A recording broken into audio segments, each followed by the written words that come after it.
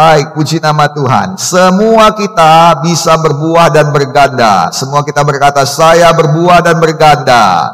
Mengapa kita bisa berbuah dan berganda? Sudah kita pelajari. Nomor 4 adalah karena kita telah diberkati Tuhan. Kejadian 1 ayat 28. Allah memberkati mereka, lalu Allah berfirman kepada mereka, be fruitful and multiply. Berbuahlah dan bergandalah. Dalam bahasa Indonesia dituliskan beranak cuculah dan bertambah banyak. Penuhilah bumi dan taklukkanlah itu. Berkuasalah atas ikan-ikan di laut dan burung-burung di udara dan atas segala binatang yang merayap di bumi. Nah, kita tahu di sini Allah memberkati mereka. Kata God bless you itu sebenarnya kita sudah pelajari adalah artinya satu doa. Di mana ketika saya berkata kepada saudara, God bless you saudaraku, Tuhan memberkati engkau saudaraku, artinya itu adalah doa kiranya seluruh kekuatan sorga dan juga sumber daya di bumi ini dikerahkan Tuhan untuk menyokong kesuksesanmu. Amin. Amin. Nah saudara, mengapa kita dikatakan demikian? Karena memang Tuhan dapat memerintahkan berkat. Berkat itu tunduk kepada firman Tuhan. Jadi ketika kita berkata Tuhan memberkati engkau, artinya kita sedang berdoa bahwa kiranya Tuhan memerintahkan segala kekuatan sorga dan bumi untuk memberkati engkau. Tuhan punya kuasa memerintahkan berkat datang pada kita. Ulangan 28 ayat 8. Tuhan akan memerintahkan berkat ke atasmu. Amin. Amin. Dan saya berdoa dalam nama Tuhan Yesus, God bless you. God bless you. God bless you. God bless us all. Tuhan memberkati kita semuanya. Amin. Nah saudara, apa yang terjadi ketika Tuhan memberkati kita? Kita sudah melihat minggu yang lalu, Tuhan akan mengerahkan sorga untuk menolong kita. Tuhan akan mengirimkan malaikatnya menolong kita. Malaikat-malaikat Tuhan akan melindungi kita supaya kita berbuah. Kita sudah melihat cerita Daniel. Tuhan mengutus malaikatnya untuk mengatupkan mulut singa-singa itu. Kesaksian Daniel dalam Daniel pasal 6 ayat 22.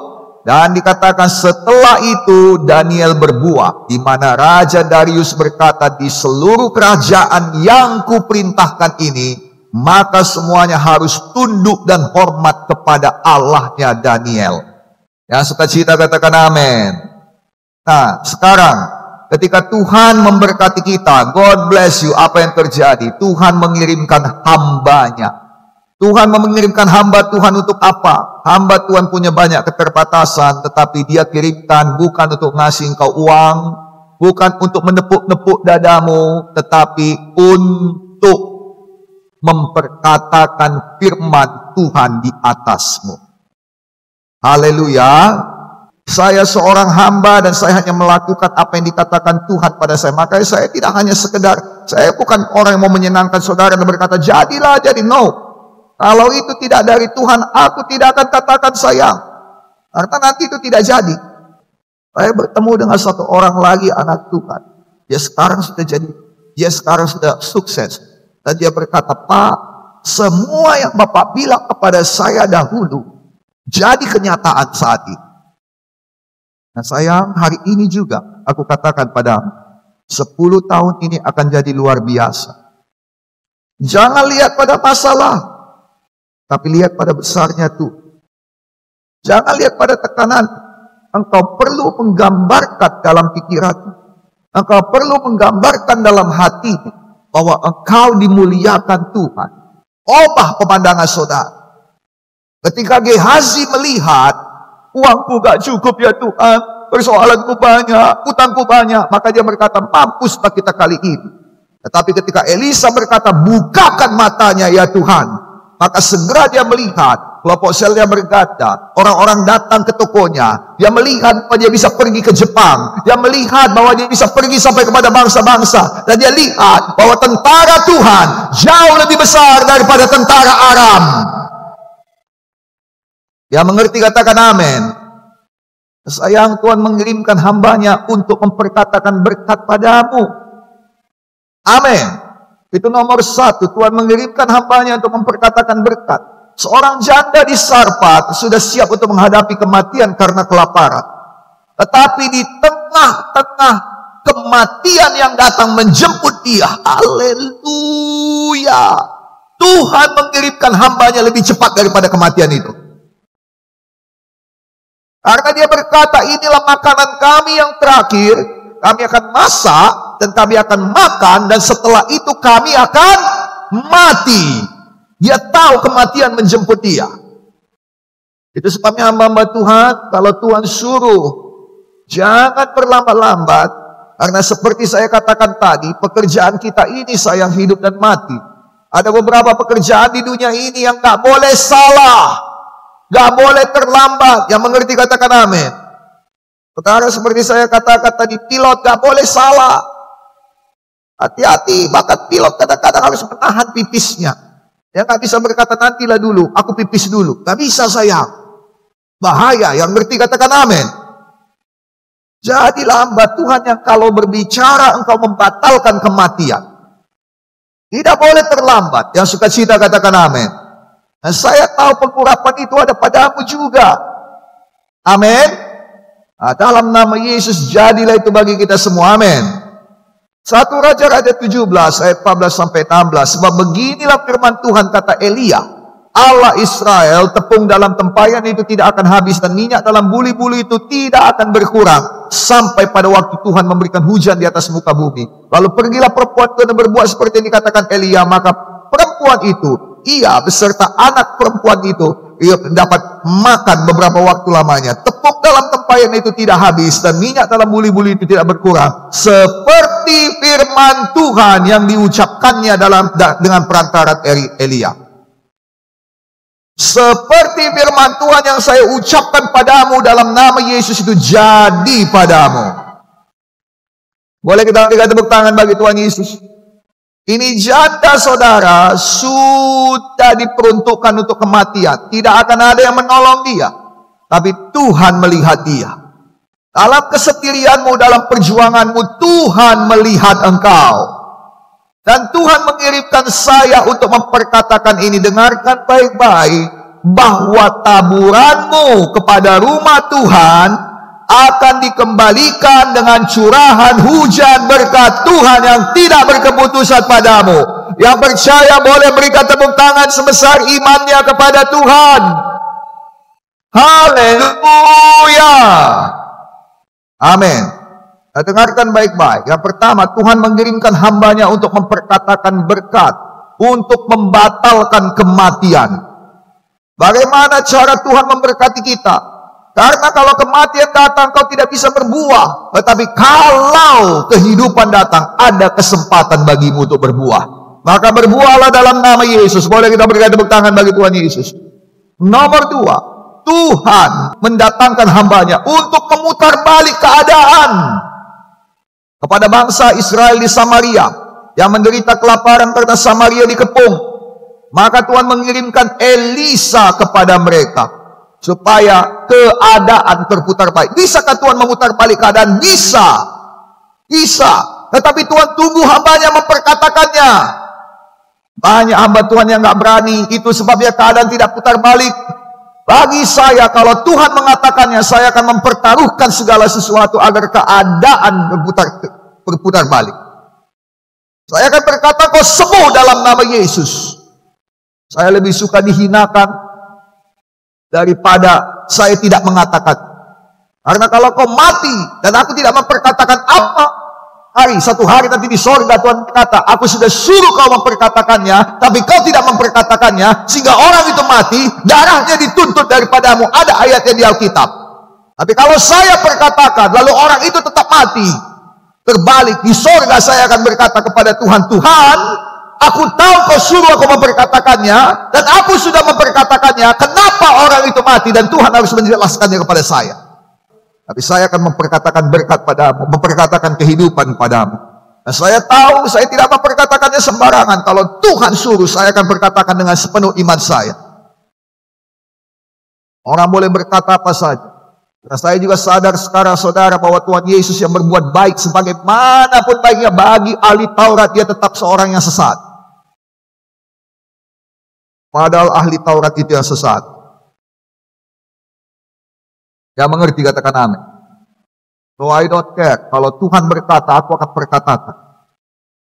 Saya lebih suka dihina karena Yesus daripada tidak memperkatakan dan engkau tidak berubah. Hamba Tuhan dikirimkan untuk mengubahkan situasi dan keadaan. God bless you. Allah memberkati. Dengan cara sorga mengerahkan kekuatannya, dikirimkannya malaikatnya. Tapi Tuhan juga memakai kekuatan di dunia ini. Dan siapa yang paling dipakai Tuhan? Hamba Tuhan. Tapi kebanyakan Tuhan bisa pakai siapa saja. Bahkan pada Yesus pun dikatakan, kalau kau tidak bersorak, batu-batu ini akan bersorak. Betul atau tidak? Betul atau tidak? Nah, dengarkan saya. Itu sebabnya jangan batasi Tuhan. Yang sukacita katakan amin. Tuhan bisa pakai siapa saja. Tapi yang pertama dipakai Tuhan adalah hamba-hambanya. Nomor satu tadi, Tuhan pakai hamba-hambanya untuk membatalkan kematian. Nomor dua, Tuhan pakai hambanya untuk memutar balik keadaan. Nah, dengan cepat, supaya saudara mengerti ini. Di Samaria terjadi persoalan besar. Musuh mengepung dengan kekuatan besar. Tidak ada lagi pemasukan. Tidak ada lagi sumber daya. Kemampuan semakin lama semakin berkurang. Sumber daya semakin lama semakin habis. Harapan mulai hilang. Kekacauan mulai muncul. Baca Alkitab saudara dalam 2 Raja-Raja pasal 6. Mulai kacau. Kelaparan hebat terjadi. Inflasi sangat buruk. Harga-harga melambung tinggi. Nah, saya mau berikan pada saudara beberapa statistik. Dengar baik-baik. 2 Raja-Raja 6 ayat 25. Maka terjadilah kelaparan hebat di Samaria selama mereka mengepungnya. Sehingga sebuah kepala keledai berharga 80 shikal perak dan seperempat kap tahi merpati, kotoran merpati, berharga 5 shikal perak. Kalau saudara lihat harga sekarang, 1 shikal perak itu beratnya adalah 11,4 gram. Dan 1 gram perak itu sekitar sekarang ini 15.000 rupiah lebih kurang. Atau gak sampai $1, 0,92 dolar. Maka harga daripada kepala keledai adalah 13.680.000 rupiah. Atau 830 US dollar. Wow. Hebat. Kepalanya doang. Nah, saya lihat di beberapa keterangan dikatakan keledai mempunyai kepala batu. Memang betul. Dan dikatakan memang daging di kepala keledai itu sedikit sekali. Nah, saudara, itulah dia. Nah, 1 kap tahi merpati. 1 kap tahi merpati itu hampir lebih kurang dengan 1 liter. Kap dahulu ukurannya sama dengan liter, lebih kurang.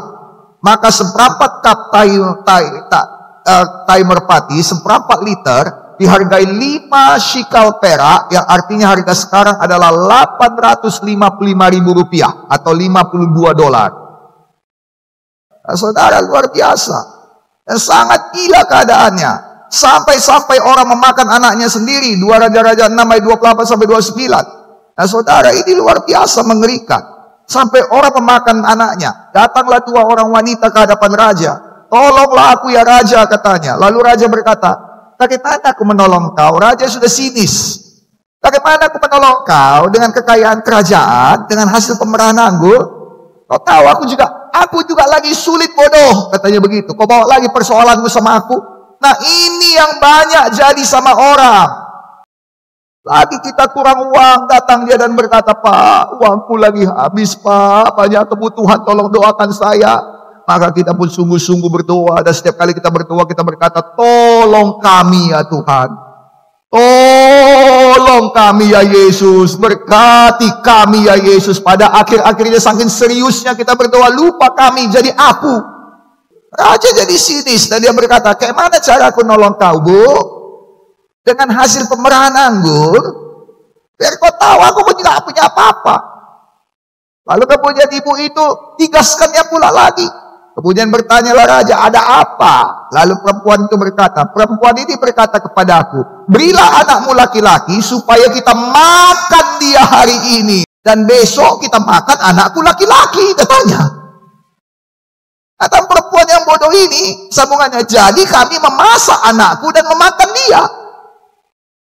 Tetapi ketika aku berkata kepadanya, besok berilah anakmu supaya kita makan dia. Maka perempuan ini menyembunyikan anaknya. Pintar. Anak itu bicara masa depan. Betul? Jauh lebih rendah daripada itu adalah seperti kita partner dengan pebisnis lain. Lalu kita sudah modalin, tapi dia nggak mau keluar apa-apa. Lalu saat kita butuh, kita katakan, bantulah. Dia nggak mau bantu. Dia tinggalkan kita. Itu jauh lebih rendah. Tapi itulah kira-kira yang mengerti kata-katamu. Dan raja pun sudah nggak sanggup menghadapi. Masa depan sudah dikorbankan. Raja berkata, selagi ia berbicara dengan mereka, datanglah raja mendapatkan Elisa dan berkata padanya, sesungguhnya malapetaka ini adalah daripada Tuhan. Mengapa lagi aku berharap pada Tuhan? Sudah nggak ada gunanya lagi, nggak ada gunanya. Jangan seperti raja. Amin. Tapi Tuhan mengirimkan hambanya, Elisa. Elisa berkata, besok hari. Besok hari. Dikatakan saudara, ketika waktu-waktu seperti ini, sesukat tepung terbaik harga sesikal, dan 2 sukat jelai akan berharga sesikal. 1 sukat atau seah di dalam orang Israel itu tidak memiliki ukuran yang jelas, tetapi beberapa ahli mengatakan 1 sukat itu lebih kurang. Lain dengan eva. Eva itu 1 eva 36 liter. Ada beberapa yang mengatakan sama, tetapi itu tidak sama. Sukat itu 1 sukat kira-kira 7,5 liter, atau kalau dalam berat itu adalah 4,5 kilogram. Maka 2 sukat itu adalah 15 liter, atau dalam berat itu adalah 9 kilogram. Yang dikatakan 1 sukat dikatakan 2 sukat jelai atau barley ya sekarang ini, atau tepung. 1 sukat tepung saudara, 7,5 liter tepung atau 4,5 kilo tepung itu harganya 1 sikal. 1 sikal itu 11,4 gram saudara. Perak itu harganya 15.000, maka itu harganya 171.000.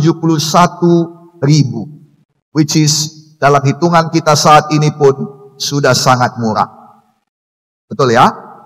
Itu 4,5 kilo. Lumayan lah. Ya, atau 10,5 US dollar. Ya, perekonomian kembali terjangkau. Dan Elisa mengatakannya pada saat yang paling buruk. Sekarang hari ini buruk, besok semuanya berubah. Amin. Tuhan kita punya waktu dan punya hari di mana semuanya bisa diubahkan dalam hidup kita. Amin. Dan amin, terima kasih Tuhan. Saya mau memberitahukan pada saudara bahwa ada beberapa orang di antara kita yang sedang mendekati di mana harinya Tuhan akan mengubahkan segala sesuatu baginya. Come on. Kalau saudara percaya, saudara orangnya, boleh beri tepuk tangan kemuliaan bagi Tuhan lebih lagi. Saya orangnya Tuhan. Saya orangnya. Haleluya. Amin. Tapi ada orang yang pintar. Perwira yang adalah abdi raja, ajudan raja. Dia menjawab abdi Allah. Dalam ayat 2. Sekalipun Tuhan membuka tingkap-tingkap di langit, masakan hal itu mungkin terjadi? Ayat 17, adapun raja telah menempatkan perwira yang menjadi ajudannya itu untuk mengawasi pintu gerbang. Tetapi rakyat menginjak-injak dia di pintu gerbang, lalu ia mati sesuai dengan perkataan abdi Allah yang mengatakannya pada waktu raja datang mendapati dia. Dan terjadi juga seperti yang dikatakan abdi Allah itu kepada raja, 2 sukat jelai akan berharga sesikal, dan sesukat tepung yang terbaik akan berharga sesikal. Besok kira-kira waktu ini di pintu gerbang Samaria. Dan pada waktu itu perwira menjawab abdi Allah itu, sekalipun Tuhan membuka tingkap-tingkap di langit, masakan hal itu mungkin terjadi? Tapi Elisa menjawab, sesungguhnya engkau akan melihatnya dengan matamu sendiri, tapi tidak akan makan apa-apa daripadanya. Demikianlah terjadi kepada orang itu. Orang mana? Orang yang tidak percaya pada hamba Tuhan. Orang yang tidak percaya kepada firman Tuhan. Rakyat dunia ini, demokrasi, sistem dunia ini menginjak-injak dia di pintu gerbang, matilah dia. Dia lihat, tapi dia tidak punya apa-apa. Aku tidak mau lihat tetanggaku kaya dan aku mati. Aku tidak mau lihat gereja-gereja lain besar dan aku mati. Aku tidak mau dalam nama Yesus. Aku mau bersama-sama dengan dia. Aku mau bersama-sama dengan orang-orang yang diberkati. Aku mau bersama-sama dengan engkau. Kita sampai pada bangsa-bangsa. Kita akan diperkaya. Kita akan dimuliakan. Jadilah, jadilah, jadilah, jadilah. Haleluya. Dan ini memang keluhan hamba-hamba Tuhan. Nabi Yesaya mengeluh di Yesaya 53 ayat 1. Siapakah yang percaya pada berita yang kami dengar? Dan siapakah yang percaya pada tangan kekuasaan Tuhan? Lalu kemudian dia bercerita tentang Yesus. Dia cerita tentang Yesus, Yesus, Yesus, Yesus, Yesus. Ayat berikutnya kalau saudara lihat dalam Yesaya pasal 53. Dan memang itu jadi. Yohanes pasal 12 ayat 37 ayat 41 dikatakan begini. Dan meskipun Yesus mengadakan begitu banyak mukjizat di depan mata mereka, namun mereka tidak percaya kepadanya, supaya genaplah firman yang disampaikan oleh Nabi Yesaya. Tuhan, siapakah yang percaya pada pemberitaan kami? Dan kepada siapakah tangan kekuasaan Tuhan dinyatakan? Karena itu mereka tidak dapat percaya, sebab Yesaya telah berkata juga, Ia telah membutakan mata dan mendegilkan hati mereka, supaya mereka jangan melihat dengan mata dan menganggap dengan hati, lalu berbalik sehingga aku menyembuhkan mereka. Hal itu dikatakan oleh Yesaya karena ia telah melihat kemuliaannya yang telah berkata-kata tentang dia. Dengarkan baik-baik. Siapakah yang percaya pada kami? Kepada siapakah tangan kekuasaan Tuhan dinyatakan? Kalau engkau mau tangan kekuasaan Tuhan dinyatakan, kalau engkau mau tangan kekuasaan Tuhan dinyatakan, percaya kepada hamba Tuhan. Dan dengar saya, bukan semua hamba Tuhan kau percayai. Ini yang kau percayai di GKI. Gideon Munte namanya gembalamu. Amin. Dan bagi orang yang tidak percaya dikatakan, bukan aja kalau tadi Elisa berkata, kau lihat tapi kau tidak mengalami. Tuhan agak mempermudah itu. Kau gak perlu lihat lagi. Gak ada berkat yang kau lihat, tidak ada kekuasaan Tuhan yang kau lihat kalau kau tidak percaya. Kenapa? Karena udah kau lihat pun banyak mukjizat jadi. Kalau Tuhan memberkati, Dia akan mengirim hambanya. Saya ada di sini dengan tujuan supaya saudara diberkati oleh Tuhan. Bukan untuk mengatakan sesuatu seolah-olah baru lalu kau pun ikut lalu tersesat. Kenapa? Karena yang dituliskannya hanya punya kuasa di dunia ini. Tapi apa yang saya tuliskan di sini dan yang saya sampaikan padamu berasal daripada firman Tuhan yang mempunyai kuasa di alam roh dan juga di dunia nyata. God bless you artinya alam roh mendukung kau, dunia nyata mendukung kau agar kau berhasil. Haleluya! Yang diberkati hari ini katakan haleluya. Nomor 3, Tuhan mengirimkan hambanya untuk memberikan harapan baru. Kepada suku Yehuda yang ada dalam pembuangan di Babel, Tuhan memakai hambanya Yesaya membawakan kabar baik. Yesaya 55 ayat 12-13. Orang Israel sedang dihina. Orang Israel ada dalam pembuangan di Babel, suku Yehuda khususnya. Dan mereka itu saudara jadi warga negara kelas 2. Tertekan, tidak dianggap, dan selalu dijadikan budak. Tidak ada harganya. Zaman dahulu masih ada perdagangan manusia. Mereka tidak ada harganya. Sangat dihina. Dan datanglah firman Tuhan. Sungguh engkau akan kembali lagi. Bagaimana kami bisa kembali? Kami dijajah. Kami tidak punya kemampuan untuk kembali. Gak ada uang kami. Sungguh kau akan kembali dan kau akan berangkat dengan sukacita. Diantarkan dengan damai. Satu pengharapan yang besar. Apa yang mau dikatakan Tuhan? Sekalipun tidak ada manusia yang membantu. Lihat, seluruh alam semesta ini dikerahkan Tuhan untuk membantu engkau. Membantu kita. Yang baik-baik. Tidak ada di situ dikatakan pemerintah akan bersorak-sorai. Tidak ada di situ dikatakan kerabat-kerabatmu akan mengantarkan engkau dengan bertepuk tangan. Tidak. Tapi dikatakan seluruh bumi ini, gunung-gunung, bukit-bukit bergembira, bersorak-sorai, pohon-pohon akan bertepuk tangan. Sebagai ganti semua yang melukai engkau, akan tumbuh satu pohon yang kuat. Satu yang bisa kau jadikan perlindungan, pohon sanobar. Haleluya, kita berikan tepuk tangan bagi Tuhan. Dan semua itu jadi supaya nama Tuhan dimuliakan. Dan saya sudah berkali-kali katakan pada saudara, jadilah untuk kemuliaan nama Tuhan. Jadilah untuk kemuliaan nama Tuhan. Jadilah untuk kemuliaan nama Tuhan. Jadilah untuk kemuliaan nama. Haleluya. Yesaya adalah nabi. Yesaya adalah nabi yang selalu menyuarakan firman. Semua ahli Alkitab tahu Yesaya selalu menyuarakan pengharapan dan pertolongan Tuhan. Dan memang itulah yang jadi. Itulah yang jadi pada Tuhan Yesus. Tuhan Yesus membawakan pertolongan dan pengharapan. Lukas 4 ayat 18-19, roh Tuhan ada padaku. Sebab Ia telah mengurapi aku untuk menyampaikan kabar baik pada orang-orang miskin. Ia telah mengutus aku memberitakan pembebasan pada orang tawanan, penglihatan bagi orang buta, dan membebaskan orang tertindak, memberitakan tahun rahmat Tuhan telah datang. Jadi saudara yang kasih dalam nama Tuhan Yesus Kristus, di sini jelas dikatakan Tuhan mengirimkan hamba-hamba Tuhan untuk membawa pengharapan yang baru. Yesus adalah hamba Allah, Yesus adalah Allah, Dia adalah manusia, Dia juga adalah hamba Allah yang mengerjakan maksud dan kehendak Allah. Itu sebabnya saudara, Dia juga membawakan pengharapan dan pertolongan. Dalam nama Yesus saya berdoa, kiranya setiap kali kita beribadah, firman Tuhan di Gereja Kemenangan Indonesia akan membawa pertolongan dan pengharapan bagi hidup saudara. Jadilah dalam nama Yesus, amin. Dan yang terakhir, Tuhan menolong kita. God bless you artinya Tuhan mengirimkan hambanya membawa kepada kita firman yang memampukan kita berbuah dan berganda. Hana mandul, tetapi ketika Imam Eli berkata, pergilah dengan selamat, Allah Israel akan memberikan padamu apa yang kau minta daripadanya. Di 1 Samuel 1 ayat 17, maka apa yang terjadi?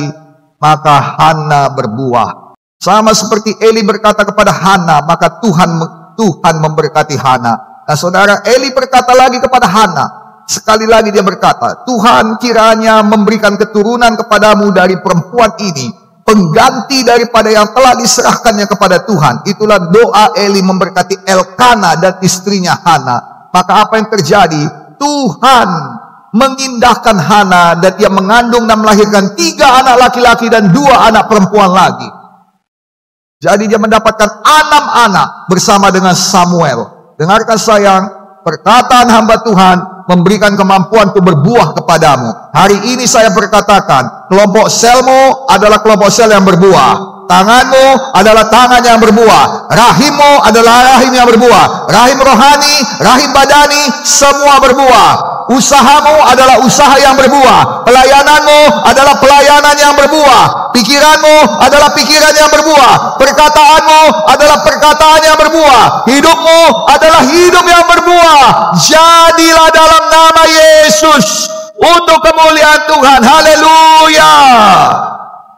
Yang sukacita katakan amin. Syaratnya apa? Engkau harus percaya. Amin. Engkau harus percaya. Haleluya.